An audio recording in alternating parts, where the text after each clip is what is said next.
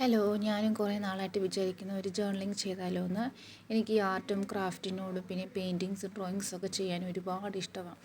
അപ്പോൾ അതിൻ്റെ കൂട്ടത്തിൽ തന്നെ ജേർണലിംഗ് ചെയ്താലോ എന്ന് വിചാരിച്ചു. അപ്പോൾ ഞാൻ നേരത്തെ തന്നെ കുറേ സ്റ്റിക്കേഴ്സ് ഇവിടെ വീട്ടിൽ റെഡിയാക്കി വെച്ചിട്ടുണ്ടായിരുന്നു. എപ്പോഴെങ്കിലും ആവശ്യം വരുമല്ലോ എന്ന് ഓർത്ത് അതൊക്കെ ഞാൻ സൂക്ഷിച്ച് വെച്ചിട്ടുണ്ടായിരുന്നു. അപ്പോൾ എൻ്റെ ജേർണലിംഗ് ബുക്ക് എടുത്തു. അപ്പോൾ എനിക്കിഷ്ടമുള്ള രീതിയിൽ ഇവിടെ സ്റ്റിക്കേഴ്സൊക്കെ വെട്ടി വെച്ച് ഞാൻ ഓരോന്നായിട്ട് ഒട്ടിക്കാൻ തുടങ്ങി. അപ്പോൾ ആദ്യമായിട്ട് ചെയ്യുന്നതുകൊണ്ട് തന്നെ വളരെ സിമ്പിളായിട്ട് തന്നെയാണ് ഞാൻ ചെയ്യുന്നത്.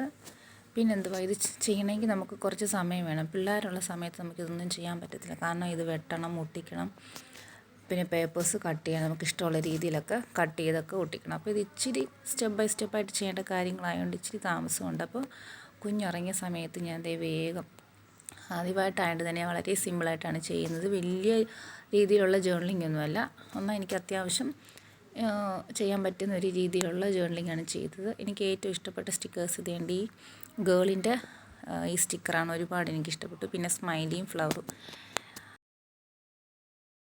ഇവിടെ ജേർണലിംഗ് ഇവിടെ ചെയ്തിട്ടുണ്ട്. അപ്പോൾ ഫസ്റ്റ് ഡേ ആയതുകൊണ്ട് തന്നെ ഞാൻ എൻ്റെ ഫസ്റ്റ് ജേർണലിംഗ് തന്നെ കുറിച്ചാണ് ഞാൻ എഴുതിയിരിക്കുന്നത്.